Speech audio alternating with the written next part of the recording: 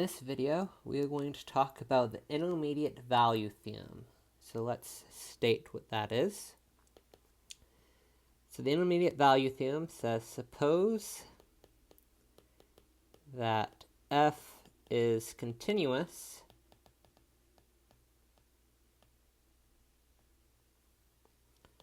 on the closed interval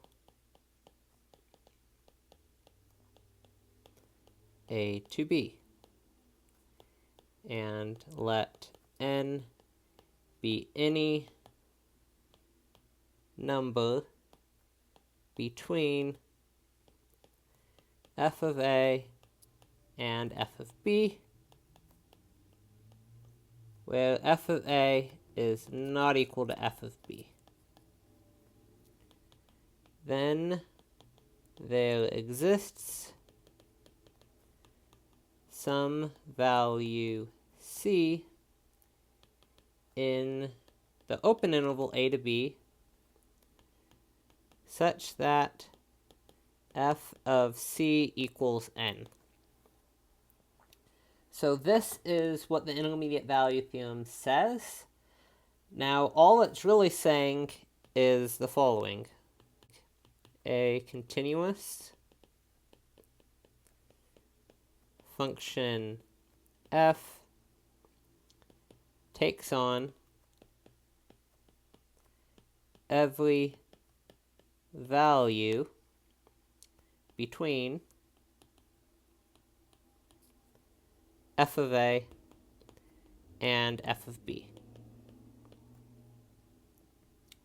So that's all the Intermediate Value Theorem is really saying. And so if we look at a graph, what's happening is the following situation.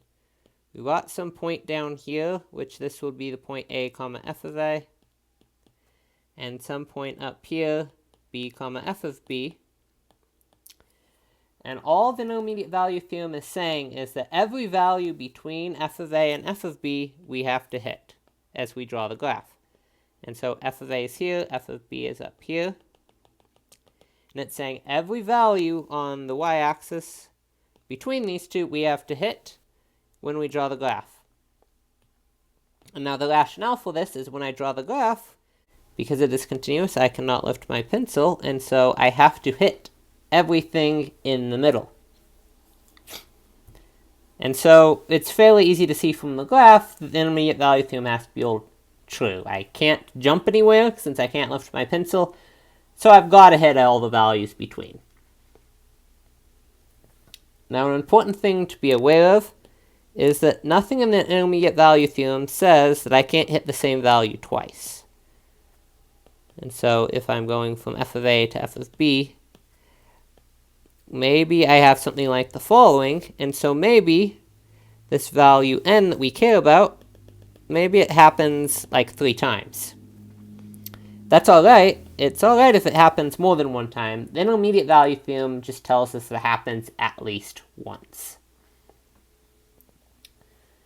Also, it is not true for discontinuous functions. And so if there's a discontinuity in the interval, the Intermediate Value Theorem doesn't have to hold, as maybe we jumped over the point where n would have occurred. And so then, what we use the Intermediate Value Theorem for normally is proving that we have solutions to an equation. So let's look at an example of doing that. And so we want to show that there is a solution to the equation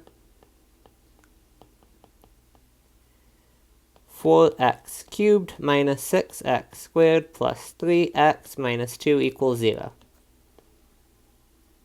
between 1 and 2.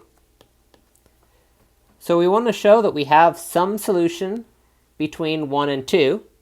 And so what we're going to do is the following. We're going to let f of x be 4x cubed minus 6x squared plus 3x minus 2. And now we want to find some value c. We want a value c such that f of c is equal to 0? Well, notice what f of 1 is. F of 1 is equal to 4 minus 6 plus 3 minus 2, which is equal to negative 1, and that's less than 0. F of 2 is equal to 32 minus 24 plus 6 minus 2, which is 12. That is greater than 0. And so I am less than 0 at 1 and greater than 0 at 2. So then picking n equal to 0 in the intermediate value theorem,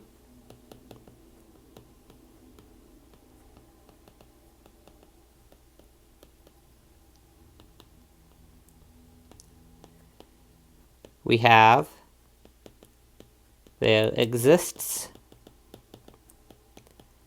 some value c in the interval 1 to 2 where f of c equals 0. And so the intermediate value theorem allowed us to find this value c. Now, we don't actually know what it is. All we know is that it's between 1 and 2. But if we wanted to figure out what it was, we could kind of narrow in on it. And so notice the f of 1.2, if you actually plug this in, you get negative 0.128. And if you plug in 1.3, you get out positive 0.548. And so because of this, the intermediate value theorem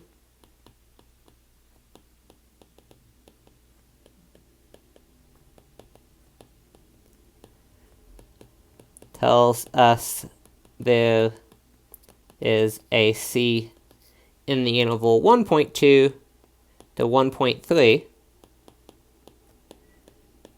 where f of c equals 0.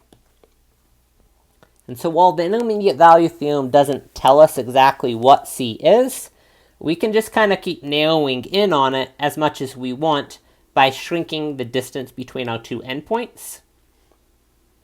And so this allows us to kind of get a good idea of where we might be getting this 0 from, what value we plug into f. So now let's look at another example. So next we want to show that e to the minus x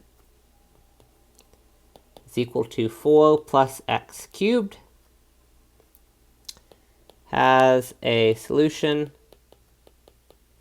in the interval -2 to -1. So we want to show this equality holds for some value between -2 and -1. And so the way that we're going to do this is we're going to actually take our function to move everything to the other side. And so what we're going to do is we're going to define f of x to be e to the negative x minus 4 minus x cubed. So I've moved everything to the left. And so now the question that we're really asking is when is this f of x that we've just formed equal to 0?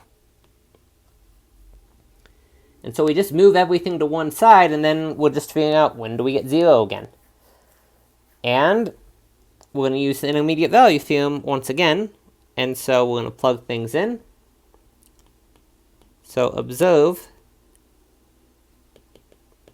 that f of x is continuous on the interval -2 to -1. Since e to the negative x, 4, and x cubed are continuous on -2 to -1. We should have technically checked that in this previous example that we did as well, but this is a polynomial that we had for f of x, and polynomials are always continuous, and so we didn't really need to worry too much about it. In this case, we do have continuity still, because e to the negative x, 4, and x cubed are all continuous, and so when we do the subtraction, we're still continuous on that interval -2 to -1. Next, we have f of negative 2 is going to be e to the negative 2 minus 4 minus negative 2 cubed, which equals e squared minus 4 plus 8, which is e squared plus 4. And now this is going to be greater than 0 because e squared is a positive number and we're adding 4 to it. If we do it for negative 1, we have e to the negative 1 minus 4 minus negative 1 cubed. And so in this case, we have e minus 4 plus 1, which equals e minus 3. Now e is some number that's less than 3, so this is going to be less than 0. And so what we see then is that we have that f of negative 2 is greater than 0, which is greater than f of negative 1. And f is continuous on the interval negative 2 to negative 1. So by the intermediate value theorem,